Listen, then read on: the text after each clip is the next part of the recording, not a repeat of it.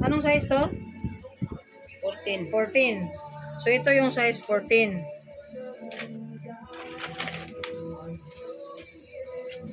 Ito yung size 10. Ito yung pattern. Yung pinadala mo kay Sheila, ganito din. Wala kang binawas, wala kang dinagdag. Wala.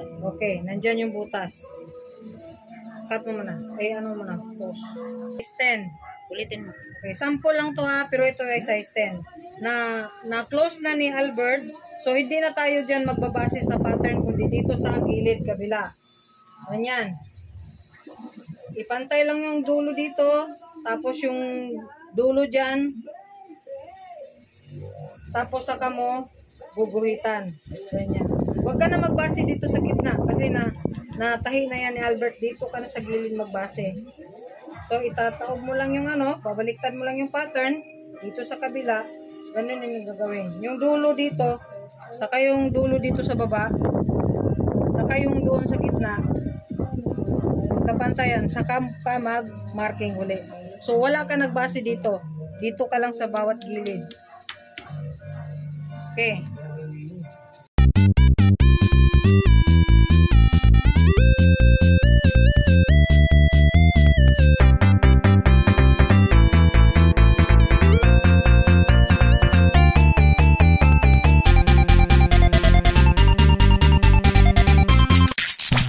Okay, kabit mo muna yung facing doon sa lining. Ganito ang itsura niya, ganyan.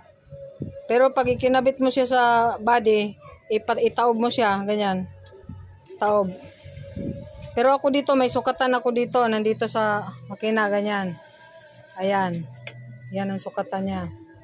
So, ipakita ko sa iyo ang formas, pili ang mag-video. Ito, may marking na to ha. Yan, ihagod mo yung marking, dalawa na ang may marking yan. Pero may 116 to dito. May 116 yan muna. Tapos, hawakan mo para hindi gumalaw kung nilagay kong lining.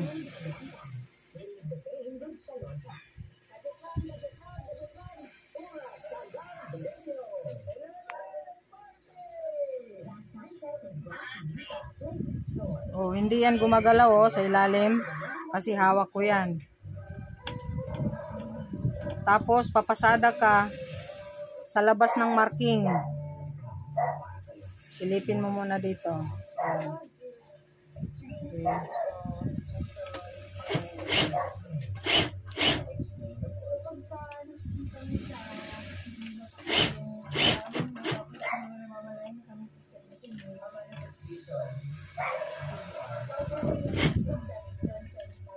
Paikot lang yan.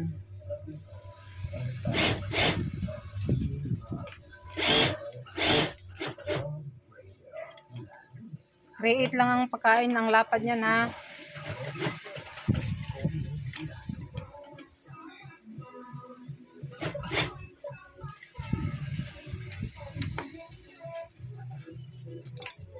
Okay. Ayan na oh.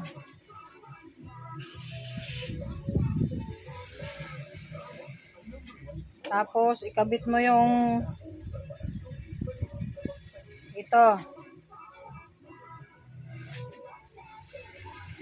Itong may aging sa ibabaw ha. Yan, ito yung ibabaw. Pataob yan siya. Mamaya matihaya mo yan. Wrong way na yan. Okay, ganyan. So i-balance mo lang siya kung anong lapad dito at anong lapad dito sa kabila. So tapat mo lang yung tahi mo doon sa binibesting mong dalang lining. Ayan, lagyan mo lang ng tanda. Ayan. Okay, tapos lock. Tapos silipin mo, kailangan magtatapat yung pasada mo doon sa una mong pasada at saka dito sa anong tawag nito? Lips.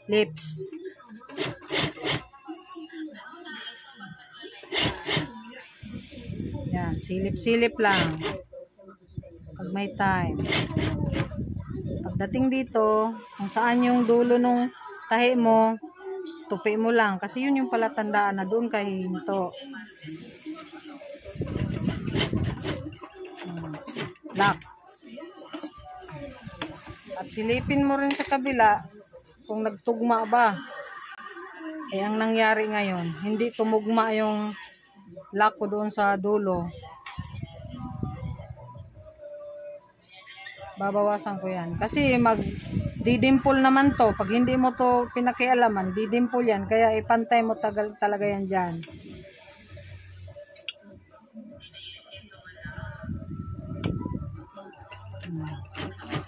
Yun lang.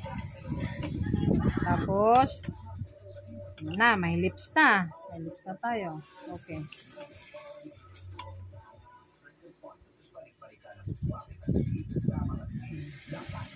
Tignan mo rin. Kailangan matalas yung ano mo.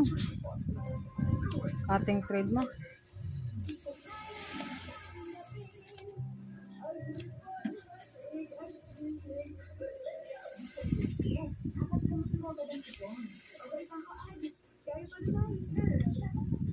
Medyo matagal lang, pero tsaga lang, 8 naman to eh. Yan. Huwag mong gupitin yung tahi mo kasi nagninisnis nga itong tela na to eh. Yun ang magdala ng quality niya. Yung pasada mo muna. Para hindi magninisnis yung ano natin, well. Tapos palusot mo lang yung lips, ganyan. Lumusot na. Lumusot na. Paglusot niyan, itaob mo. Ganyan. Ilak mo yung dulo. Yan ha. Ilak mo yung dulo.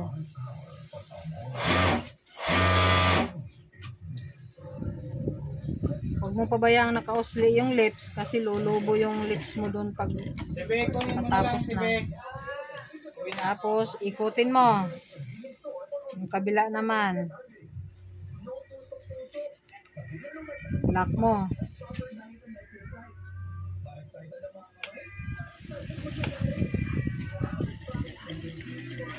Okay. Pagkatapos mong ilock, i-116 mo. Yan, dito na. 116 mo na. 116 mo yung baba.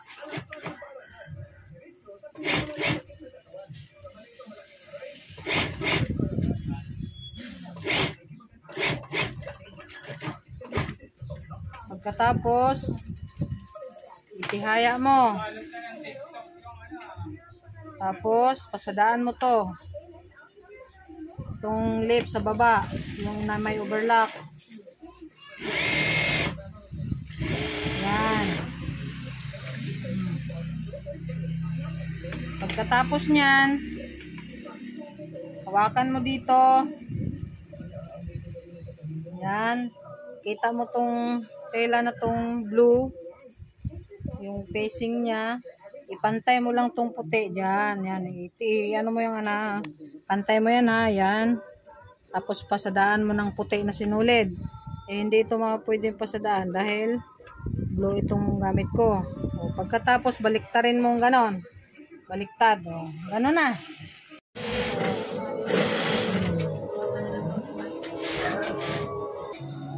Pag nabaliktad na yung packet, pagkatapos ipasadaan sa gilid, i-invert, tapos yan na po ang kalalabasan niyan.